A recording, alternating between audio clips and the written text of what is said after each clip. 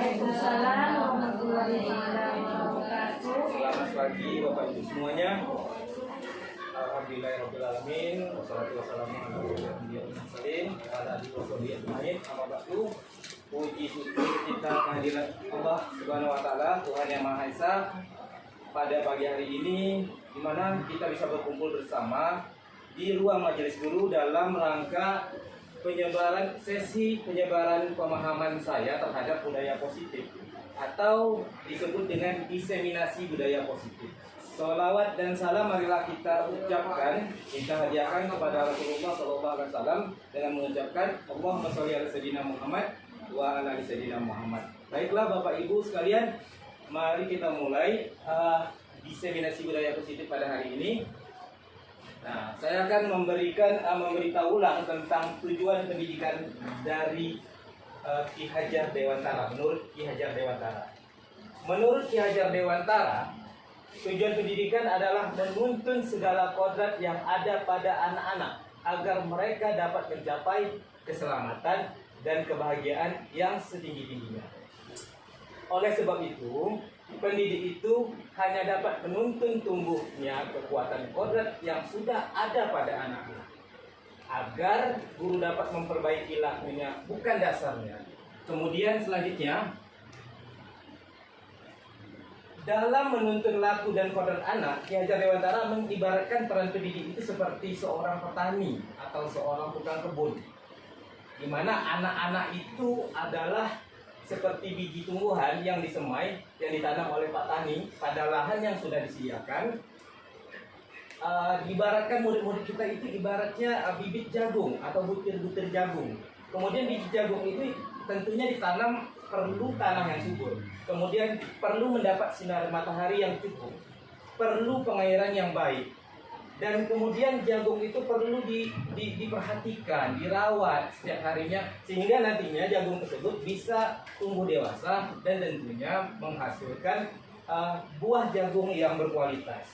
Walaupun biji jagung yang kita tanam itu bukan yang bagus atau biji atau bibit yang baik, ya, tetapi kalau dirawat dengan baik oleh petani atau pendidik tersebut, maka hasilnya tentu akan memuaskan dan sangat baik juga. Nah, di sini ada gambar jagung. Ini jagung juga memerlukan pupuk untuk menuntun pertumbuhannya. Nah, jelas untuk supaya lebih kelihatan subur, lebih hijau, maka jagung perlu pupuk. Oleh sebab itu, maka kita harus memupuk, yaitu dengan pembiasaan. Memupuk perilaku siswa atau laku siswa dengan pembiasaan yang baik untuk siswa kita. Nah, ini yang disebut dengan budaya positif. Salah satunya dengan menanamkan budaya positif.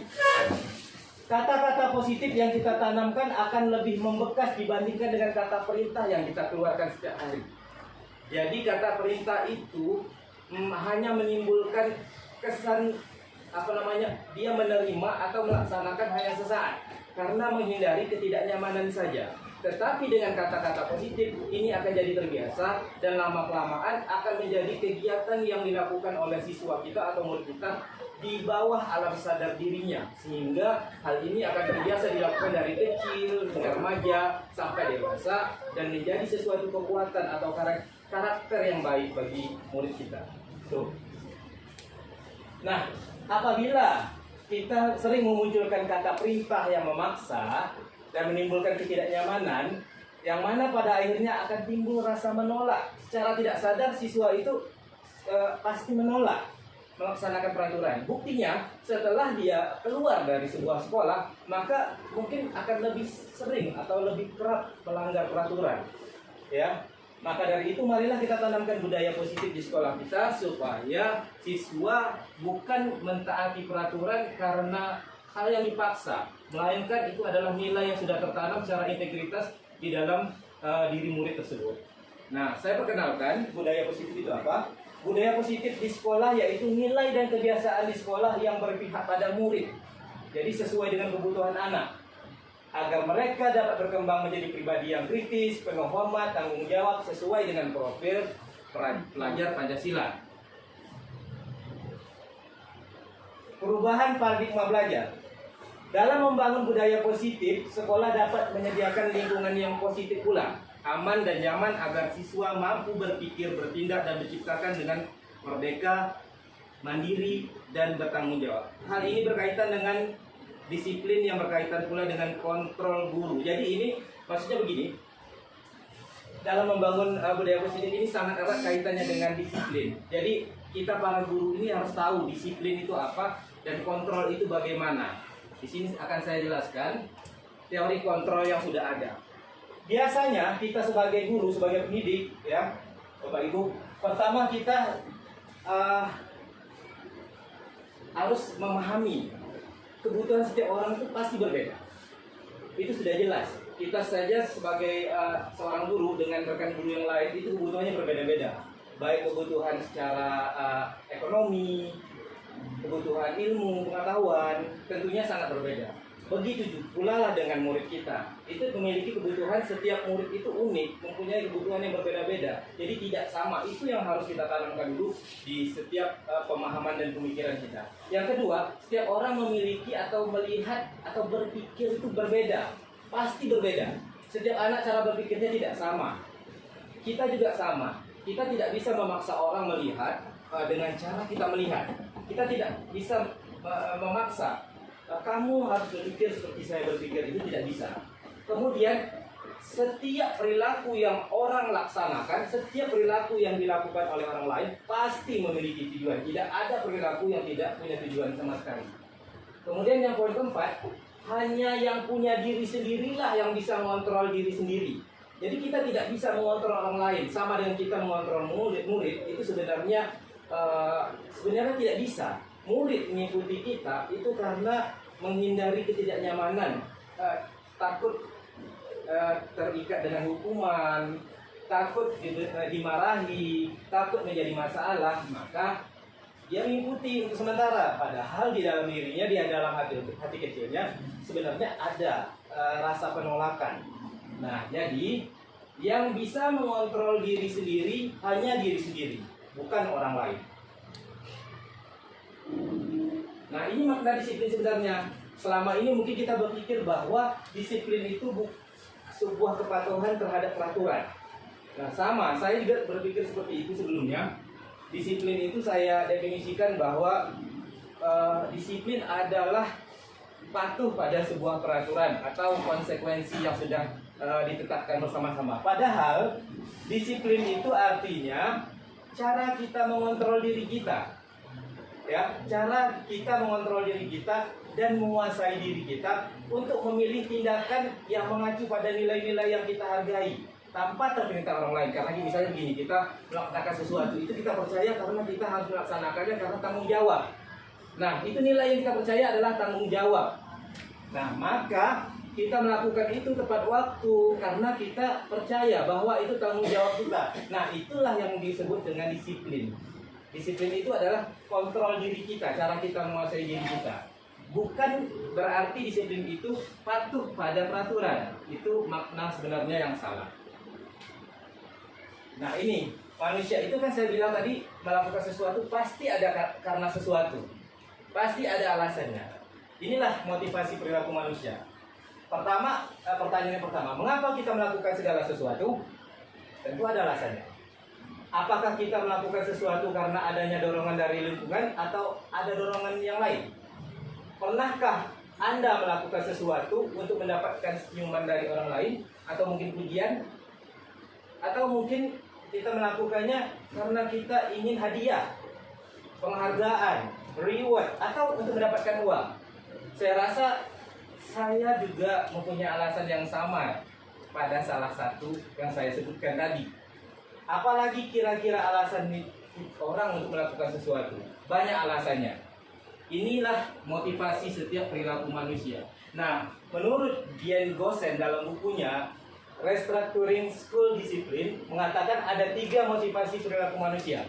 Yang pertama, jadi manusia itu melakukan sesuatu itu karena dia untuk menghindari hukuman, ketidaknyamanan daripada saya dimarahi, dari sifat saya dipanggil ke kantor, kemudian diberi peringatan kepada kepala sekolah, saya lakukan sajalah.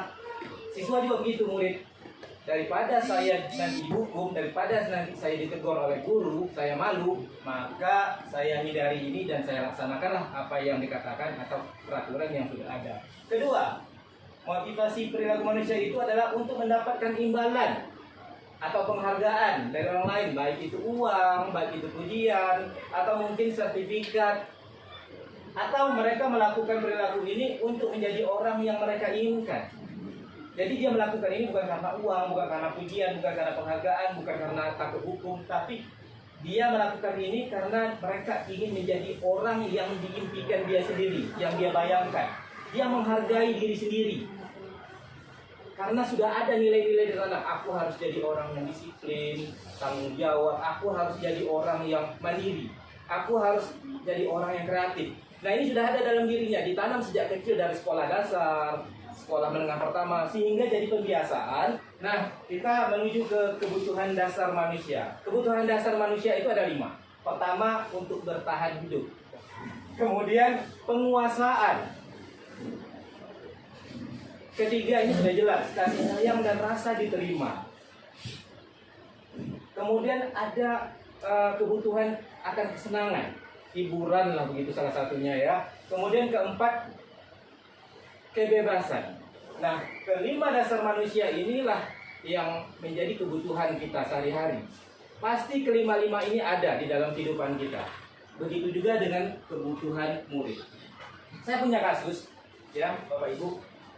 Kasusnya begini. Bu Anita, guru wali kelas 3B di SD Harapan Makmur, sedang bingung menghadapi ulah salah satu murid di kelasnya yang bernama Anto. Beberapa anak di kelas 3B telah datang padanya dan mengeluhkan Anto yang sering meminta bekal makan siang kepada mereka dengan paksa. Jadi Anto ini sering memaksa anak kelas 3B lainnya untuk menyerahkan bekalnya kepada dia. Jika Anda sebagai Bu Anita menghadapi situasi yang sama seperti Ibu Anita, apa yang akan Anda lakukan? Menurut Anda, kira-kira apa alasan Anto melakukan hal seperti itu tadi? Ada lima kebutuhan tadi kan? Iya, ada 5. Jadi Ibu dan Bapak pasti berpikir, mungkin karena dia memang bandel, gitu kan? Atau mungkin karena dia itu bertahan hidup, mungkin karena lapar, gitu ya. Tetapi kelima dasar ini masuk, Bu.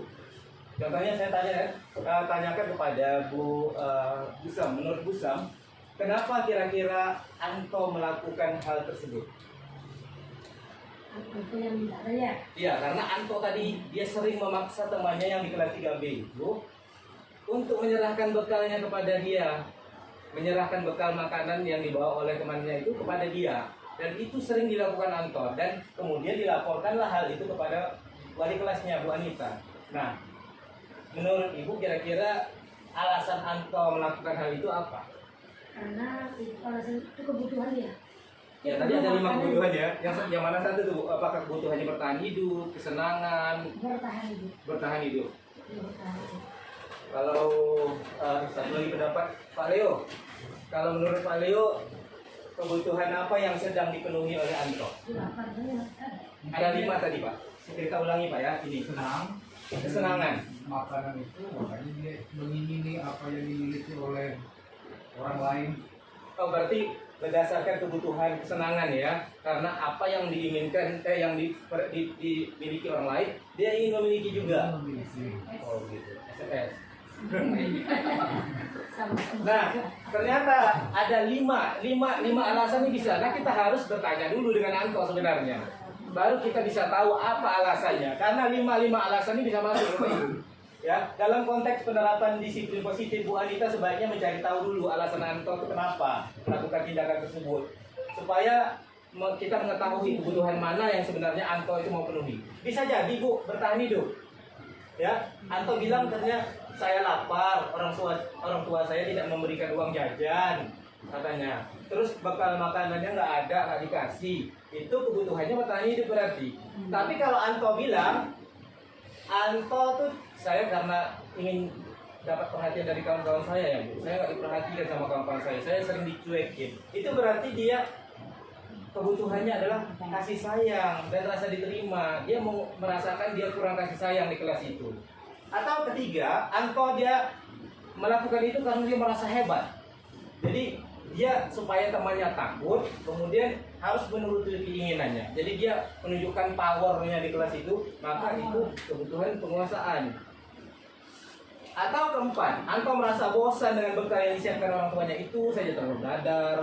Besoknya lagi berubah telur dadar.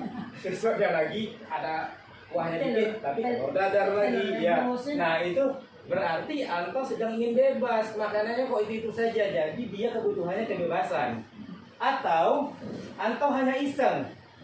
Memang anaknya iseng, jahil gitu ya kan. Dan dia sangat menikmati ekspresi wajah temannya yang sedang kesal menderita itu ya kan. Menikmati kali dia kawannya menderita, maka itu sebenarnya kebutuhannya itu kesenangan. Ya. Dia anggap temannya menderita itu sebuah hiburan bagi dia. Bisa jadi. Nah, ada 5 alasan, kita harus cari tahu dulu. Dia senang di atas penderitaan temannya. Iya, benar. Sekarang kita berlatih ya. Menurut Bapak Ibu ya, ini hukuman atau konsekuensi? Aduh yang itu Saya ingin tahu menurut Ibu, Bapak Ibu, ini apakah hukuman atau konsekuensi? Konsekuensi itu sanksi, ya. Oke. Nanti akan saya terangkan apa itu hukuman, apa itu konsekuensi. Nah, mencatat 100 kali di dalam buku kalimat, saya tidak akan terlambat lagi. Karena murid kita terlambat datang ke sekolah, kita seluruh murid kita mencatat 100 kali di buku, saya tidak akan terlambat lagi. Hal ini pernah saya alami, ya. Hari ini pernah saya alami. Nah, ini sebuah hukuman atau konsekuensi? Hukuman sekaligus konsekuensi, kata Bu Mariati. Dia sebenarnya salah satu aja, Bu. Yang paling berat aja, Bu. Ibu beratnya ke konsekuensi atau ke hukuman? Hukuman. Hukuman konsekuensi. Gimana? Konsekuensi. Ya, benar. Jawabannya adalah konsekuensi. Lanjut, pertanyaan kedua. Anak diminta lari mengelilingi lapangan basket 2 kali karena terlambat hadir di sekolah. Lambat dia datang kan, turun dia dari motor, bilang, lari keliling lapangan basket 2 kali. Kata gurunya, kan biasa gitu Bu. Adalah, ya kan? Pernah seperti itu. Nah, itu hukuman atau konsekuensi. Pak Ijal apa? Hukuman Pak Ijal? Bu As? Hukuman. Banyak yang menjawab hukuman. Ya benar, itu adalah hukuman. Nah sekarang membersihkan coretan yang dibuatnya di meja tulis. Anak mencoret, tolong ya anak, bersihkan yang sudah kamu coret tadi menggunakan tiket atau pulpen tadi. Nah apakah itu hukuman atau konsekuensi? Gimana Bu M?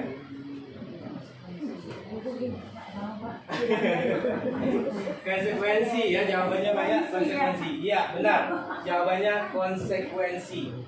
Menggantikan kertas tugas teman yang telah dicoret-coret. Jadi dia mencoret tugas temannya, dicoret, terus kita minta dia menggantikan kertas tugas temannya itu. Itu hukuman atau konsekuensi? Hukuman, konsekuensi. Nah ini dia perbedaan hukuman dan konsekuensi. Saya jelaskan apa itu perbedaan hukuman dengan konsekuensi. Ini ya. Hukuman itu bersifat biasanya tidak terencana. Tiba-tiba turun dari motor kan, kamu sini, lambat kamu. Udah lari di lapangan 2 kali. Suka-suka aja kan Bu. Berarti tidak terencana atau tiba-tiba. Itu bentuk hukuman. Kemudian hukuman itu bersifat satu arah. Siswa nggak bisa bersuara, yang penting lakukan apa yang kita suruh. Bersifat satu arah. Jadi tidak ada dulu bernegosiasi. 1 kali aja ya Pak, nggak bisa. 2 kali keliling lapangan. Biasanya seperti itu. Nah, dari pihak guru yang memberikan, jadi murid hanya menerima, ya, tanpa ada kesepakatan.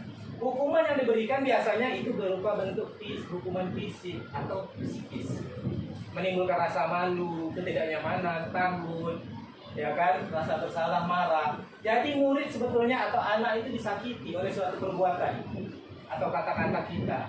Murid dibuat merasa tidak nyaman dengan hukuman. Itu hukuman. Itu ciri-cirinya tadi. Sedangkan konsekuensi atau sanksi seperti apa? Biasanya sudah terencana.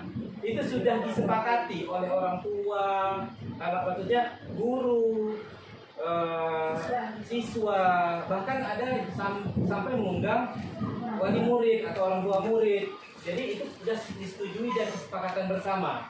Umumnya bentuk konsekuensi itu dibuat oleh pihak sekolah atau guru dan murid sudah mengetahui sebelumnya. Jadi dia udah tahu kalau dia berbuat ini, nanti hasilnya dia menghadapi apa. Ketika dia melakukan ini, nanti dia akan melaksanakan apa. Memang ini tidak nyaman, tapi dalam jangka pendek biasanya dia pasti tidak nyaman juga karena pastilah terasa seperti diberi hukuman juga. Tapi dalam jangka pendek. Nah sekarang saya mau menawarkan kepada Bapak Ibu atau pilihan yang ketiga selain dari hukuman dan konsekuensi tadi. Tadi kan kita kenal biasanya hukuman. Satu lagi konsekuensi. Ini yang sering kita hadapi kan Bapak Ibu. Dan ini yang sering kita jalankan. Tetapi saya menawarkan yang ketiga, yakni dinamakan restitusi. Selain hukuman sama konsekuensi tadi. Apa itu restitusi? Yaitu proses kita menciptakan kondisi supaya murid memperbaiki kesalahan mereka. Murid itu sendiri yang memperbaiki kesalahan dia. Jadi sehingga mereka itu bisa kembali kepada kelompoknya atau kepada teman-temannya dengan karakter yang lebih kuat lagi, bukan dengan rasa bersalah, bukan dengan rasa takut. Jadi restitusi itu adalah proses yang mengajarkan murid mencari solusi atas masalah yang sedang dihadapinya. Jadi dia mencari secara mandiri apa solusi yang harus dibuat oleh dia. Bukan berfokus pada kesalahannya. Jadi kan kita tidak harus ini. Apa kesalahan kamu tadi? Apa yang kamu buat? Kamu yang kamu buat tadi salah kan? Cobalah kamu pikir-pikir. Kita tidak berfokus pada kesalahannya tadi, tetapi kita lebih berfokus apa yang harus dia buat. Apa caranya kita gali ide anak itu. Kita kasih dia kesempatan untuk berpendapat kira-kira dia melakukan kesalahan itu, bagaimana cara dia untuk memperbaiki kesalahan itu di waktu ke depan. Supaya apa? Supaya jadi kebiasaan tadi. Apabila jadi kebiasaan berkali-kali dia lakukan, otomatis itu menjadi kebiasaan yang menjadi apa ya? Di alam bawah sadarnya Bapak Ibu.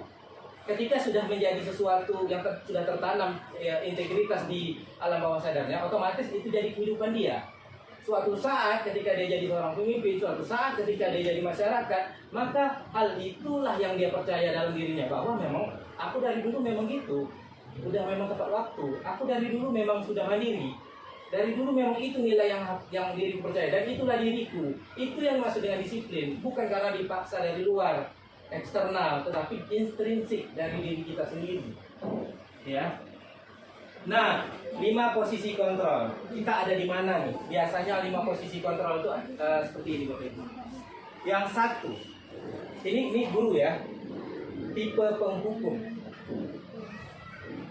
Seorang penghukum bisa menggunakan hukuman fisik maupun verbal. Orang yang menjalankan posisi penghukum senantiasa mengatakan bahwa sekolah memerlukan sistem atau alat yang dapat lebih menekan murid-murid lebih dalam lagi. Guru yang menerapkan posisi penghukum biasanya berkata, patuhi aturan saya, atau bilang awas ya. Itu posisi penghukum juga biasanya seperti itu. Kemudian kamu ini selalu aja bikin salah. Kamu lagi. Atau dia sering bilang ini, selalu yang terakhir selesai. Kamu juga setiap hari pasti yang terlambat kamu, ya kan? Bikin masalah di kelas kamu. Ini biasanya guru yang biasanya tipenya penghukum. Guru seperti ini senantiasa percaya hanya ada satu cara agar pembelajarannya bisa berhasil, yaitu cara dia yang benar. Nah, penghukum biasanya ciri-cirinya ya, nada suara tinggi, bahasa tubuh, mata melotot, jari menunjuk-nunjuk atau menghardik. Hasilnya kemungkinan murid akan marah, jelas-jelas murid akan marah. Kemudian timbullah rasa dendam dan pasti akan berbuat agresif. Bisa jadi sesudah murid kembali duduk, murid tersebut akan mencoret-coret bukunya. Mulai itu dia ada rasa tidak nyaman, sakit hati, dendam. Mulai dari bukunya sendiri, mencoret tangan, buat tato, ya kan? Meja kawan jadi coret, baju kawannya pun kadang terikut dicoret. Nah itu lebih buruk lagi, sepulang sekolah murid ini melihat sepeda motor gurunya atau kendaraan gurunya, maka dia berusaha menggores kendaraan tersebut, atau paling tidak, bukan paling tidak ya, yang paling lebih parah lagi, berusaha membuat ban guru tersebut bocor. Dendam deh. Ya, ini akibat kita menerapkan apa namanya, sebagai posisi kita menghukum ya Bapak Ibu ya, atau kita di posisi kedua Bapak Ibu, pembuat rasa bersalah. Nah, siapa nih Bapak Ibu yang sering jadi pembuat rasa bersalah? Ya, posisi ini biasanya guru akan bersuara lebih lembut, bahkan sangat lembut. Dia menggunakan keheningan untuk membuat orang lain merasa tidak nyaman. Dia membuat orang merasa bersalah, membuat murid merasa rendah diri. Kata-kata yang keluar itu pasti lembut kali Bapak Ibu. Ya, misalnya gini, ibu kecewa kali lah sama kamu ini nak. Kecewa kali. Ini contohnya. Aduh, berapa kali ibu atau bapak mau menyampaikan ke kamu, bapak kayaknya gimana ya, nggak enak mau menyampaikan. Ini salah satunya. Berapa kali ya bapak harus kasih tahu kamu ya? Itu salah satunya. Atau gini, gimana ya coba ya kalau orang tua kamu tahu kelakuan kamu kayak gini, gimana coba? Nah, ada terselip ancaman yang membuat siswa itu merasa takut, bersalah itu ada. Jadi posisi ini membuat murid merasa dirinya itu buruk. Kalau kita menerapkan posisi ini Bapak Ibu, murid akan merasa dirinya itu tidak berharga, udah terlanjur bersalah, sehingga otomatis bisa jadi dia melakukan salah lagi. Aku sudah terlanjur berdosa, aku sudah terlanjur bersalah, ya udahlah, udah basah mandi aja lah. Nah itu bisa jadi itu. Biasanya pembuat rasa bersalah ini nada suaranya memelas, halus, bahasa tubuhnya merapat, kadang-kadang lesu dia sambil bisik, kamu ya nak ya, kamu lagi kemana ibu mau bilang ya, kalau tahu mamamu nih, kata bapakmu habis ya kamu nak. Ini salah satu tipe ini. Hasilnya murid akan merasa bersalah. Dia merasa dia sudah mengecewakan orang tua, merasa mengecewakan gurunya. Murid seperti ini, tipe seperti ini akan membuat siswa merasa gagal dalam hidupnya. Selanjutnya posisi teman. Nah ini posisi saya nih Bapak Ibu. Benar, ini posisi saya yang pernah saya terapkan. Lama saya menerapkan posisi ini, bertahun-tahun ya. Salah satunya posisi teman pada guru biasanya bisa negatif atau positif hasilnya. Ada positif, ada negatifnya. Positifnya, hubungan baik terjalin silaturahminya antara siswa dan guru, murid dan guru nih, hubungannya sangat baik. Guru di posisi teman biasanya humoris, ya. Kemudian dia bisa mempengaruhi orang. Biasanya sering berkata seperti ini. Dia lanjut Bu. Biasanya gurunya itu biasa berkata seperti ini. Ayo bantulah demi bapak ya nak ya. Ayolah bantu demi ibu ya nak. Itu salah satunya. Dan dia seakan-akan seakan-akan nadanya itu berteman dengan siswa tersebut. Atau ya sudah kali ini nggak apa-apa lah nak kamu melakukan kayak gitu, tapi kamu bantu ibu ya nanti bereskan masalah ini ya. Seakan-akan dia ikut bersama siswa itu, teman ya posisinya ya. Hal ini bisa menimbulkan negatif Bapak Ibu. Karena kalau suatu saat kita tidak membantu dia lagi, maka siswa itu pasti kecewa. Itu satu. Kemudian dia pasti bilang gini dalam hatinya, atau langsung berbicara kepada kita. Saya pikir bapak ini teman saya. Saya pikir selama ini bapak ini teman bagi diri saya. Tapi kali ini kok bapak tidak membantu, ibu tidak membantu lagi. Ya, murid akhirnya merasa dikecewakan dan dia tidak akan mau berusaha lagi. Dia hanya dekat dengan guru yang dianggapnya teman saja. Sedangkan dengan guru lain, dia tidak peduli atau acuh. Bahkan sama sekali tidak menegur. Nah itu akibat negatif. Ini posisi teman tadi ya, bapak ibu semuanya. Dalam posisi ini murid itu pasti merasa senang. Tentunya dia merasa akrab sama gurunya.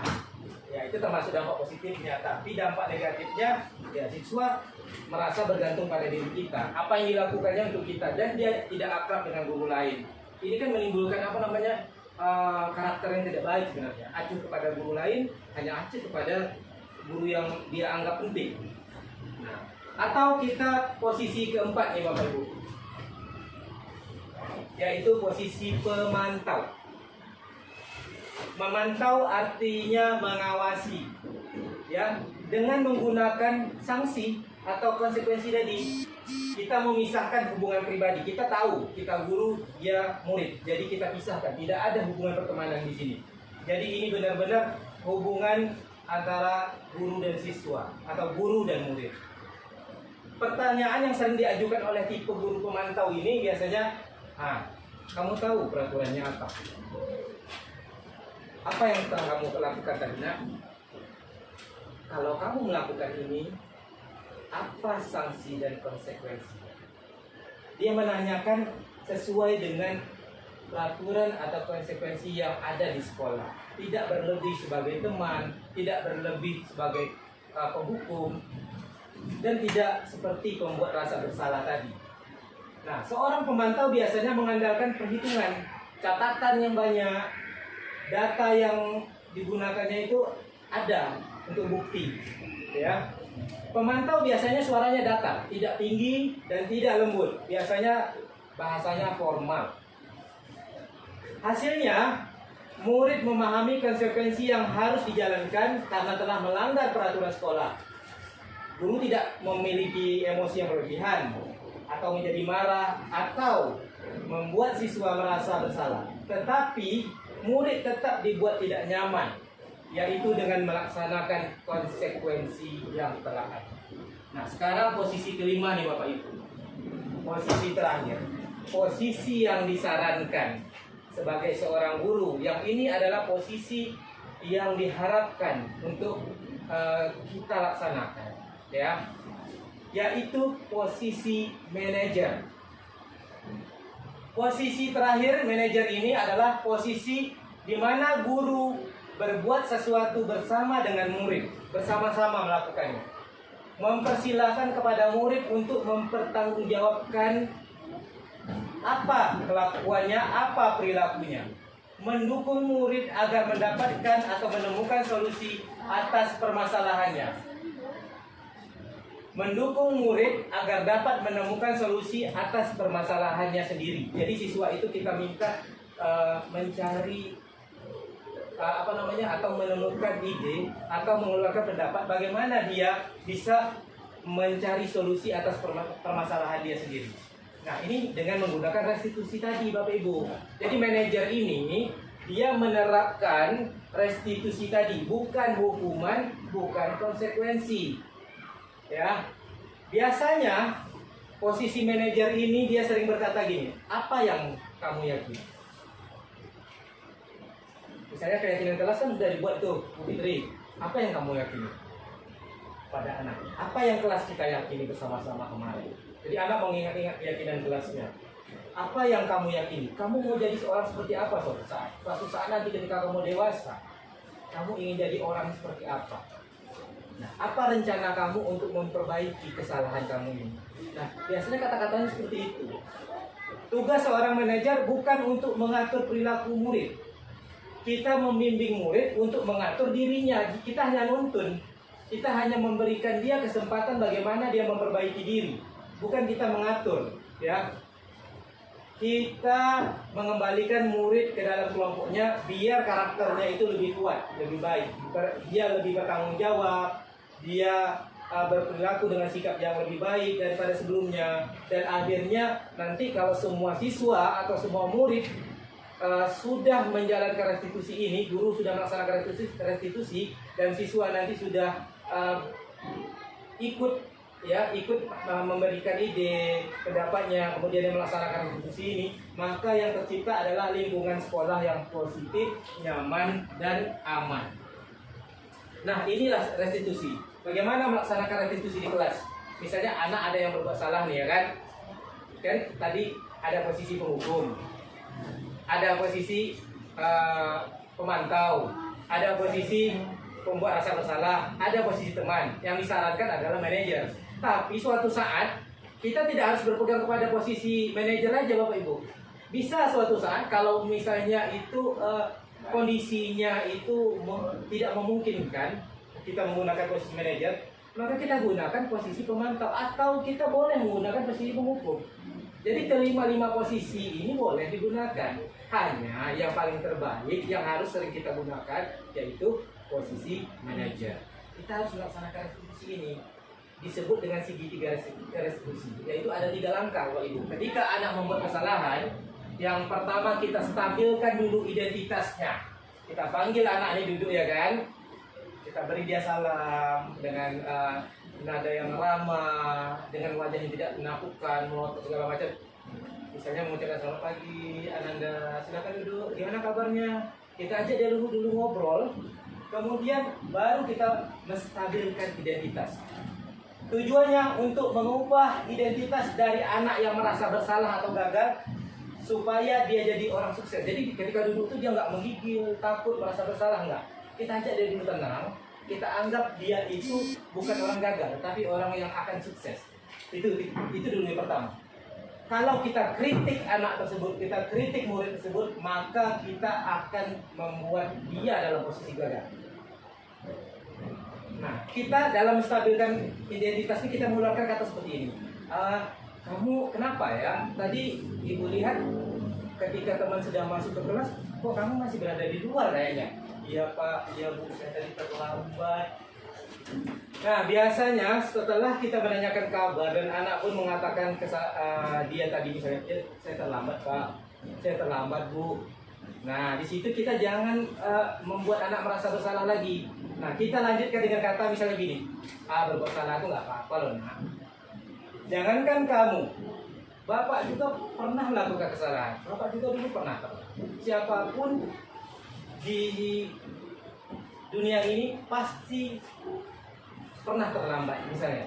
Atau kita bilang seperti ini, tak ada manusia yang sempurna nak. Ya, mungkin kalau Bapak di posisi kamu, Bapak juga terlambat seperti kamu. Nah, di situ anak pasti merasa tidak bersalah. Dia merasa bukan orang yang gagal, dia orang sukses. Atau kita bujuk dia, atau kita ucapkan kata seperti ini, kita bisa menyelesaikan masalah ini. Atau Bapak nggak tertarik, atau bilang seperti ini, Bapak nggak tertarik dengan siapa yang salah. Bapak lebih tertarik bagaimana cara kita mencari solusi atas permasalahan ini.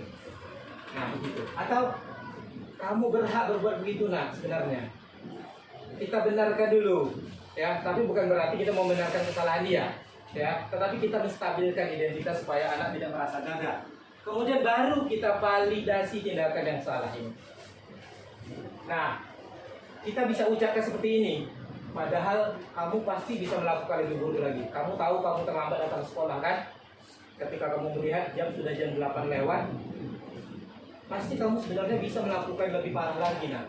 Malaslah aku datang karena udah terlanjur terlambat. Tapi kamu nggak melakukan itu. Kamu tetap datang ke sekolah dengan semangat. Hebat kamu ini nak. Nah, itu salah satunya. Atau kita mengatakan gini, kamu pasti melakukan tindakan itu pasti ada alasannya. Kamu pasti punya alasan mengapa kamu melakukan tindakan ini. Nah, itu salah satunya. Kemudian, kamu patut berbangga diri kamu, berbangga dengan diri kamu sendiri, karena kamu telah melindungi sesuatu yang penting bagi diri kamu. Misalnya gini, dia berkelahi gara-gara tugas atau catatan atau buku latihannya direbut sama kawannya, itu dicontek. Kemudian karena dia mau ngambil buku catatannya ini, akhirnya dia berusaha membela diri sampai dia memukul kawannya tersebut. Nah, itu kan kesalahannya, dia memukul temannya, tetapi dia melindungi hak dia. Ya, nah itu kita bisa mengatakan hal seperti itu. Kamu patut bangga pada dirimu sendiri, karena kamu telah melindungi sesuatu yang memang penting buat kamu, yang perlu kamu perjuangkan. Benar kamu ini nak, gitu. Terus kita tawarkan lagi, kamu boleh pertahankan sikap itu nak, tapi kamu harus memperbaiki atau menambahkan sikap yang lebih baik. Kita tambahkan sikap yang baik lagi, sehingga tadi bukan kesalahan, tetapi sikap baru inilah yang lebih baik digunakan anak.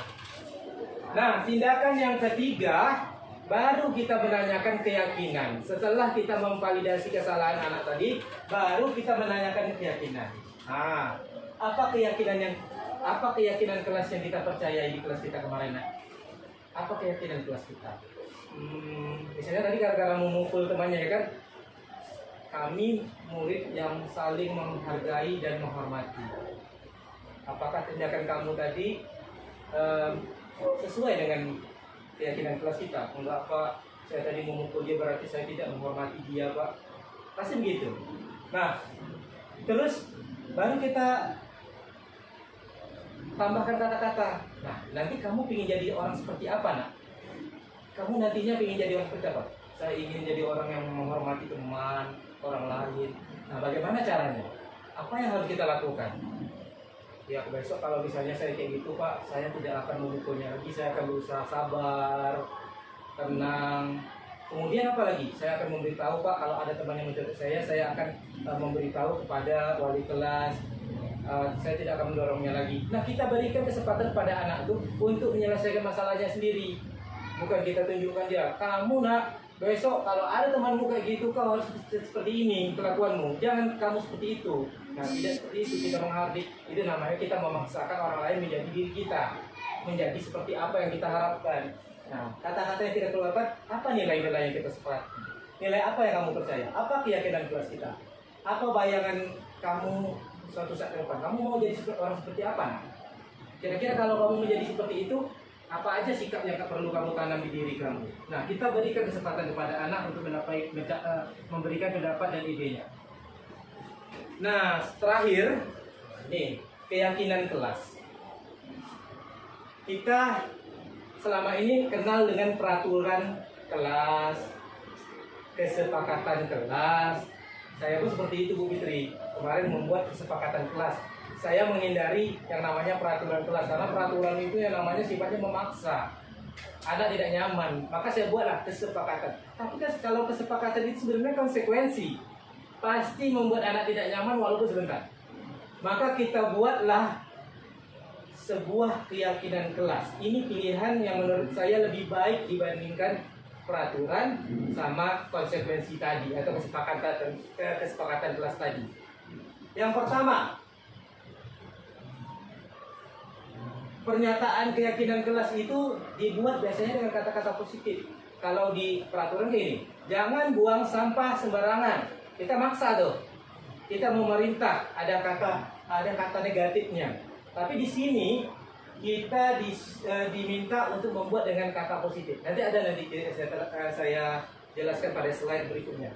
Kemudian keyakinan kelas hendaknya tidak terlalu banyak. Kalau peraturan kelas itu sampai 13, 15, kesepakatan kelas itu sampai 10. Tetapi buatlah keyakinan kelas ini ya 6, 5, 7, 8. Jangan sampai lebih daripada itu Bapak Ibu, karena nanti susah diingat. Keyakinan kelas ini sebaiknya kita ingat bersama-sama. Guru, siswa itu harus ingat ketika dia berbuat salah. Ketika kita tadi menanyakan keyakinan, apa nak keyakinan kelas kita? Anak bisa menjawab. Kalau terlalu banyak, anak nggak akan hafal. Nah, ya, Ibu. Sekarang sampailah ke slide yang terakhir. Bagaimana cara menyusun keyakinan kelas ini? Cara membuat keyakinan kelas. Biasanya kalau kita membuat kesepakatan kelas, kita kan akan bertanya kepada siswa nih, apa peraturannya ya? Apa kesepakatan yang harus kita buat? Misalnya gini, kalau dia membuang sampah sembarangan, dia akan piket Pak selama 2 hari, misalnya begitu. Kalau teman saya nanti Pak membuang sampah sembarangan, maka dia 1 hari ini mengutip sampah di halaman sekolah. Nah, itu kesepakatan. Tapi di sini pertama kita mempersilahkan murid memberikan pendapat peraturan apa yang akan kita buat. Jadi kita nanti pertama yang kita lakukan, kalau saya ya bagikan kertas sticky note. Saya minta anak tuh menuliskan peraturan-peraturan yang dia buat. Ketika itu anak membuat tuh kan ada yang tidak boleh berisik ketika belajar, tidak boleh bercerita, tidak boleh membuang sampah sembarangan. Banyaklah itu tulisnya. Tidak boleh berantem, tidak boleh berkata kotor. Nah, itu banyak tuh. Jadi kita minta anak tuh tempelkan peraturan itu di papan tulis. Nah, setelah semua anak menempel peraturan itu di depan kelas, maka tugas kita sebagai guru mengelompokkan. Kalau yang tentang sampah, tentang membuang sampah, tentang lingkungan, menjaga lingkungan, kita kelompokkan dengan menjaga lingkungan. Kalau tentang misalnya misalnya tentang apa ya, ribut ketika belajar atau berkelahi ketika belajar, kita kelompokkan jadi satu. Kalau misalnya tentang apa, tepat waktu atau berpakaian rapi, kita kelompokkan dengan tepat waktu atau dengan berpakaian rapi. Sehingga nanti kita sudah dapat berapa kelompok. Misalnya ternyata ada 5 peraturan. Kalau sudah ada 5 peraturan, berarti bakal akan jadi 5 keyakinan kelas. Kalau ada 7 peraturan yang berkelompok, maka bisa jadi nanti jadi 7 keyakinan kelas. Setelah itu kita catatkan masukan-masukan siswa itu tadi di tempat yang terpisah. Tadi kan di kertas sticky note. Jadi kita tulis di bawahnya atau di kertas yang besar menggunakan kertas plano ya. Ya, atau kita tulis di papan tulis saja nggak masalah. Ini ya kayak apanya? Ini ya anak-anak murid-murid peraturan kelas kita ada 5 ya. Kemudian setelah dapat peraturan itu kita ganti kata negatif dia jadi kata positif. Kan tadi misalnya siswa tuh buat pertama gini.